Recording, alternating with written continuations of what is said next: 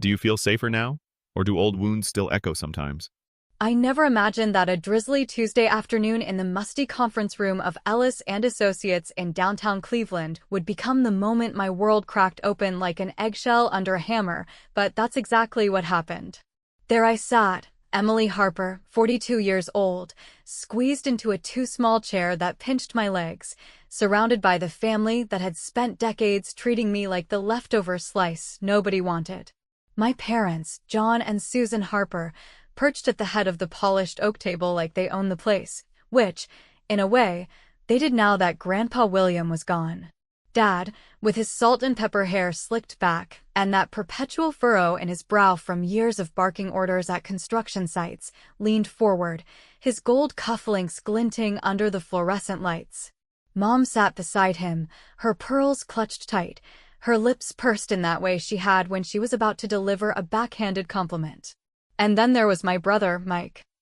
38 and already balding at the temples, his broad shoulders filling out the suit he'd probably charged to the company card, smirking like he'd just aced a deal. The lawyer, Mr. Ellis, a thin man in his late 60s with wire-rimmed glasses and a voice like gravel, shuffled through the stack of papers that represented Grandpa's life work. Grandpa William had clawed his way up from nothing after World War II, turning a small plot of land in Cleveland's suburbs into a real estate empire that spanned strip malls, apartment complexes, and even a few office towers dotting the Ohio skyline. He'd built it all on handshakes and hard labor, the kind of American grit that folks in the Midwest still talk about around dinner tables. But to my family, it was just a pot of gold to divvy up.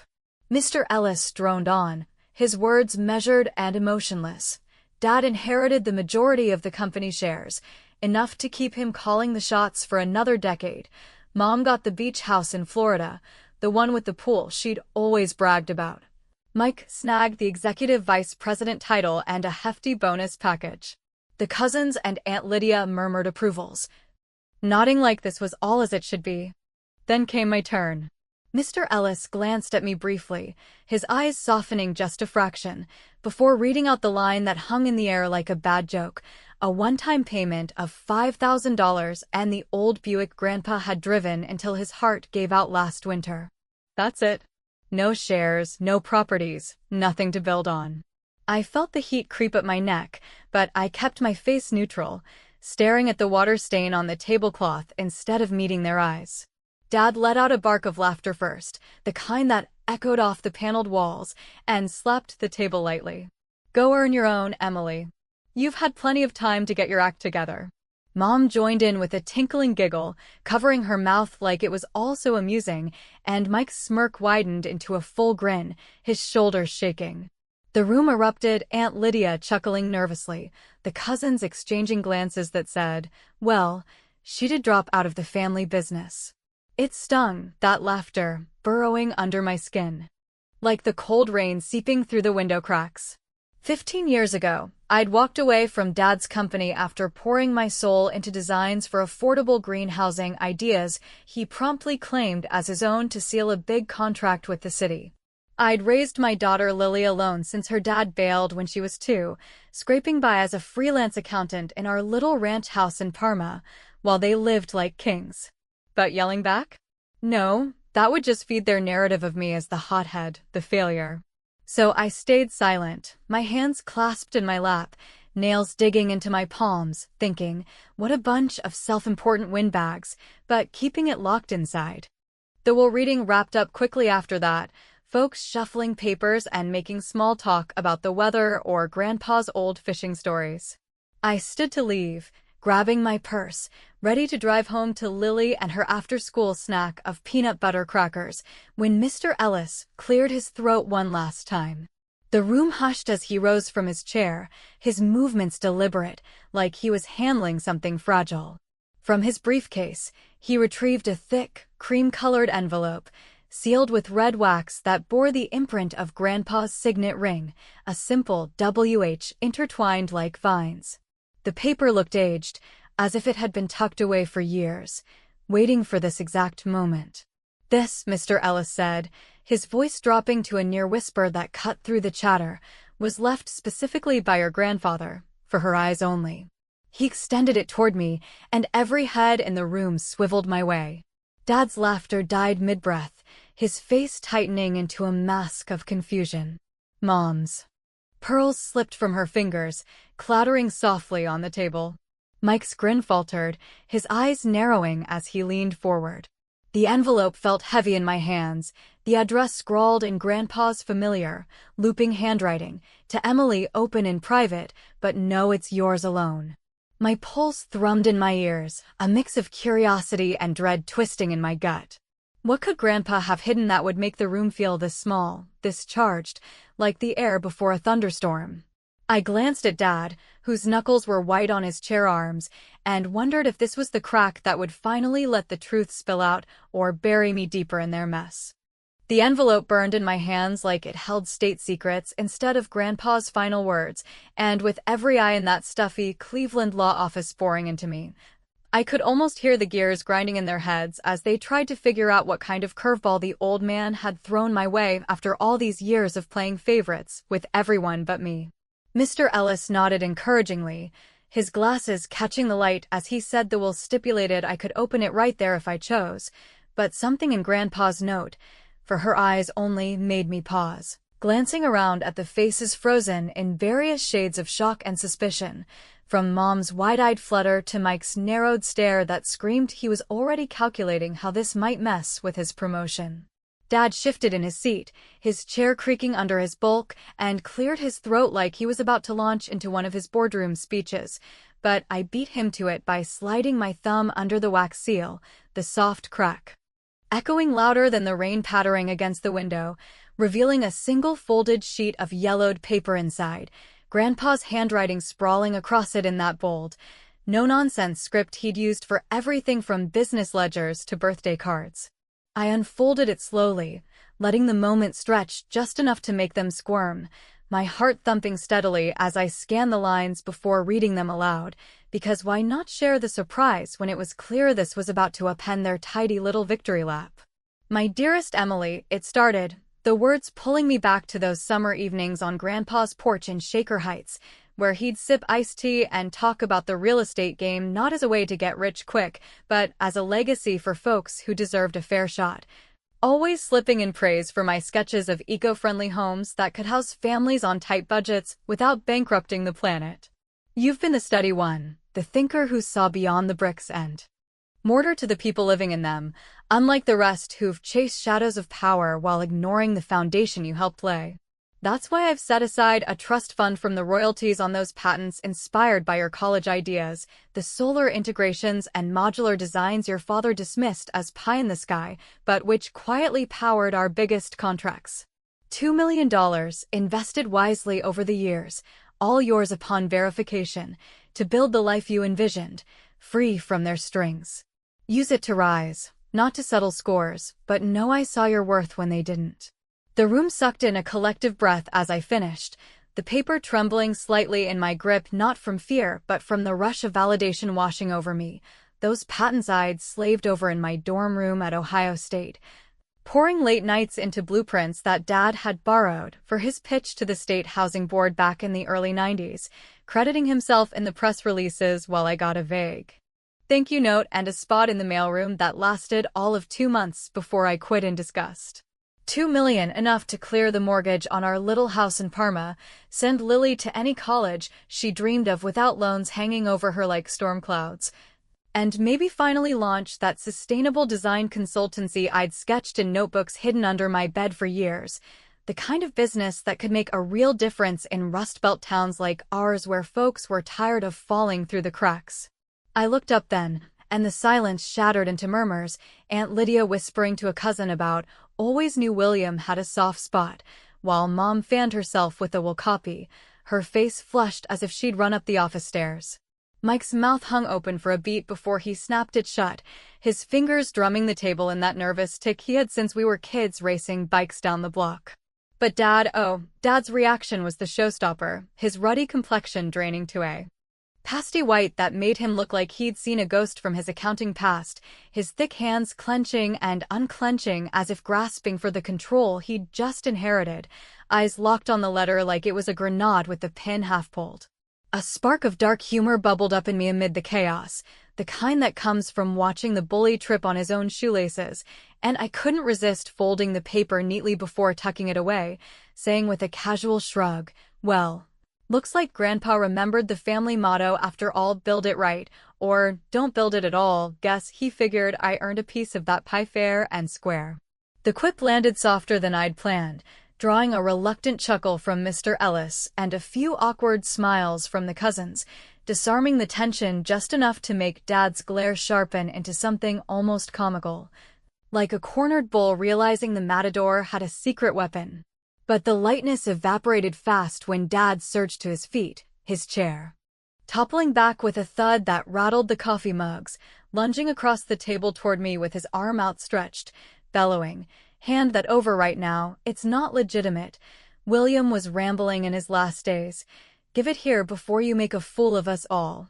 His face twisted in desperation, veins bulging in his neck, and as his fingers brushed the edge of my sleeve, I jerked back instinctively, the envelope clutched tight, wondering what buried skeletons in his closet had just clawed their way to the surface to make a man like him lose every ounce of his blustery composure. Dad's lunge sent a ripple through the room like a stone skipped across Lake Erie, his fingers grazing the air where the envelope had been a second before, but Mr. Ellis was quicker than he looked, stepping in with a raised hand and a firm tone that brooked no argument, saying, "Mr. Harper, this is not open for debate. The document is addressed solely to Emily, and tampering with it could lead to serious legal repercussions for everyone involved." Dad froze mid-reach, his chest heaving as if he'd just hauled a load of lumber up a flight of stairs, his eyes bulging with a mix of fury and something deeper, like fear flickering behind the bluster that had defined him since I was a kid watching him close deals over backyard barbecues in our old neighborhood.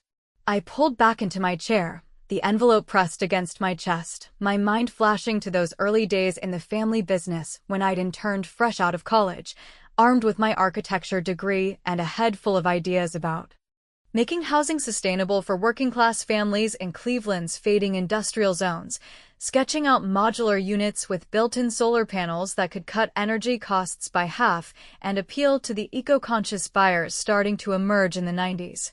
I'd presented them to Dad during a late-night strategy session in his cluttered office, the blueprints spread across his desk amid stacks of contracts and coffee stains, and he nodded along, praising my fresh perspective before filing them away, only for me to see the core concepts rebranded as his own in the pitch for that massive state-funded redevelopment project along the Cuyahoga River, the one that netted the company millions and his name in the local business journal while I got shuffled to handling permits, my contributions buried under layers of corporate forgetfulness, like so much forgotten scrap metal in a junkyard. Mike had been there too, starting as a junior associate, catching my eye across the conference table. With a sympathetic shrug that said he knew the score but wouldn't rock the boat, his loyalty to Dad already solidifying even as we shared late shifts sorting files, reminiscing about childhood pranks like the time we rigged the garage door to spray water on unsuspecting visitors. Now, in the law office, as Dad sank back into his seat with a grunt that sounded like a deflating tire, I chose to hold my cards close, not spilling the details of the trust's activation process or the verification steps Mr. Ellis had whispered about earlier. Let them stew in the uncertainty, I thought, that slow simmer of what-ifs more potent than any outburst, especially when it meant watching Mom dart anxious glances between us, her manicured nails tapping the table like Morse code for worry.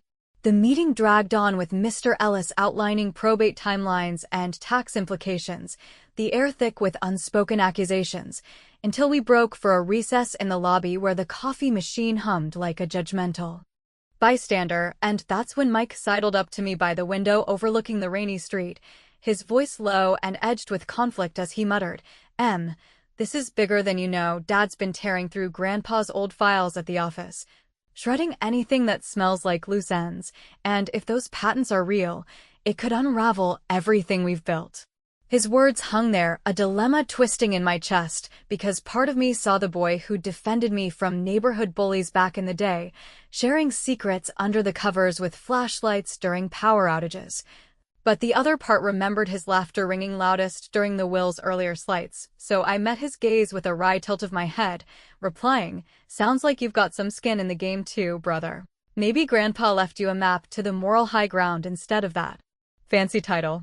It was a gentle prod, laced with enough humor to make him huff a reluctant laugh, but loud enough for Aunt Lydia and the cousins clustered nearby to overhear, their heads turning as they pieced together the implication of Dad's loose ends, whispers starting about, "Always suspected John cut corners." That painted his empire in a shadier light without me lifting a finger beyond that clever nudge. The satisfaction was subtle, like landing a solid serve in a family tennis match we'd never played fair, embarrassing Dad indirectly as he emerged from the restroom to catch the tail end of the murmurs, his face darkening like a storm cloud over the lake. We reconvened around the table, the mood heavier now, Mr. Ellis flipping to the Will's final attachments with a deliberate slowness that built the tension, and then he paused, adjusting his glasses before reading a buried clause aloud. In light of potential discrepancies in familial lineage from William Harper's early records, any beneficiary may petition for DNA verification at estate expense, with outcomes affecting distribution as per private codicils. The words landed like a thunderclap, Dad's coffee cup slipping from his hand to splash across the documents, his voice rising in a strangled yell. "What in blazes does that even mean, lineage?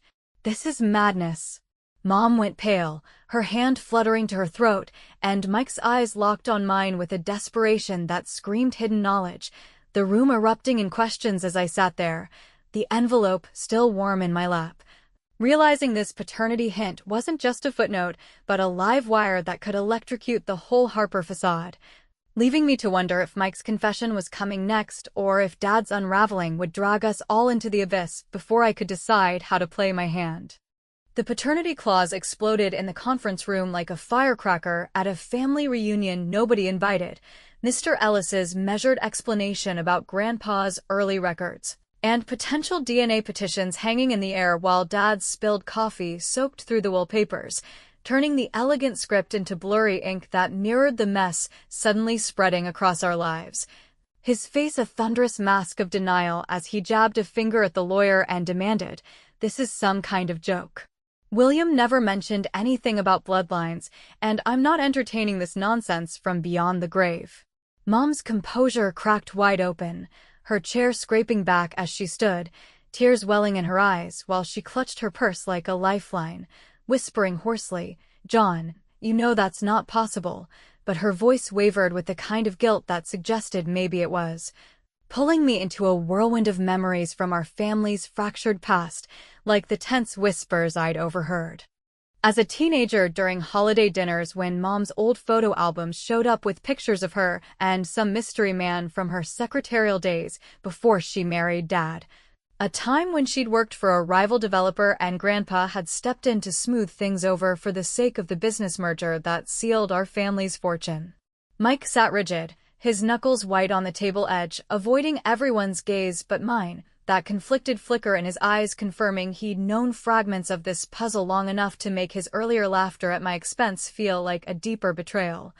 Yet part of me ached for the brother who'd once bandaged my scraped knees after we tumbled from the backyard swing set, his loyalty divided now between the empire and whatever truth Grandpa had coded into that will to force a reckoning. I could have jumped in right then, demanding the DNA test on the spot to watch the whole facade crumble and claim my revenge outright, but I held back, choosing the risky path of silence that let the uncertainty fester like an untreated wound, frustrating even myself as I imagined the audience shaking their heads at my restraint, wondering why I didn't just light the match and let it burn when the flames would feel so damn satisfying after years of being the family doormat. The meeting dissolved into chaos after that, folks gathering coats and murmuring goodbyes laced with speculation, Aunt Lydia pulling me aside in the hallway with a knowing pat on the arm, saying, "William always played the long game. Dear, call me if you need backup." Her words a subtle clue that she'd been in on more than holiday recipes. 2 days later, with the rain still drumming on my roof in Parma like it was trying to wash away the grime of secrets, I did just that, dialing Aunt Clara from the kitchen phone while Lily practiced piano in the next room. her 80-proof voice crackling through the line from her cozy bungalow in Akron, laced with that dry Midwestern humor as she chuckled. "Emily, your dad's been full of hot air since the day he waltzed into the family with those slick promises.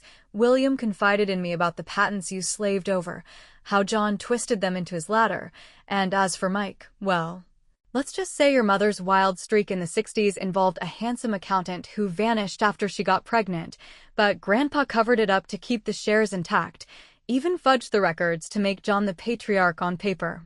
Her revelations hit like puzzle pieces snapping into place, painting Dad as the ambitious outsider who'd married in for the stake rather than blood, and she promised to email over scanned copies of those old correspondence from the 90s. Threads of conversations where he'd boasted about streamlining my ideas to dodge patent hassles and boost profits during the recession that nearly sank the company. Armed with that ammunition, I couldn't resist a touch of witty payback when the family group chat buzzed that evening during our obligatory post-school dinner at the old Shaker Heights house, the one Grandpa had renovated himself with reclaimed wood from demolished factories, and as Dad pontificated about moving forward united, I accidentally attached one of Clara's emails to my reply about the menu, the snippet reading clear as day. "John's vision on the green modules saved us. Minimal credit to the intern who dreamed it up." The table went silent mid-bite, forks hovering over plates of pot roast, Dad's fork clattering as he snatched his phone, his face purpling while Mom choked on her wine and Mike coughed into his napkin. The absurdity of the moment hitting me with a bubble of laughter I disguised as a cough, saying lightly, "Oops, wrong file. Technology's a real trickster, isn't it? Like those old family albums that keep resurfacing." It was clever enough to sting without a full assault, embarrassing Dad into sputtering excuses about context while the cousins exchanged smirks that chipped away at his authority, the conflict growing thicker than the gravy as arguments flared over dessert, Mom defending her choices in vague terms and Mike shooting me pleading looks that only deepened the rift. But the real gut punch came the next afternoon, my phone ringing with Mr. Ellis's number while I sorted laundry, his voice grave as he outlined the trust fund's hidden layer. The $2 million wasn't just a lump sum but tied to a perilous condition. Either publicly affirm the lineage discrepancies and patent thefts in a sworn statement to activate the full amount, or forfeit it all by signing a non-disclosure that buried the secrets forever, a dilemma that left me pacing the living room, a-lying, with Aunt Clara feeling like a double-edged sword that could free me or ensnare Lily in the fallout, especially when Mike's follow-up text popped up, Dad's spiraling, meet me tomorrow, before this destroys us. The weight of it all pressed down, that condition a ticking clock I couldn't ignore, wondering if exposing the truth would be the ultimate revenge or just the spark that ignited a family war no one could win. Mike's text glowed on my phone screen like a flare in the dark, pulling me from a fitful sleep where dreams of crumbling foundations and hidden vaults tangled with the faces of my family, each one demanding pieces of the puzzle I wasn't sure I wanted to solve anymore. The condition from Mr. Ellis echoing in my head like a bad echo: affirm the secrets publicly for the full trust or sign them away and walk with a fraction, maybe 500,000 if I played it quiet, enough to secure Lily's future without dragging her into the mudslinging that would surely follow a full exposure.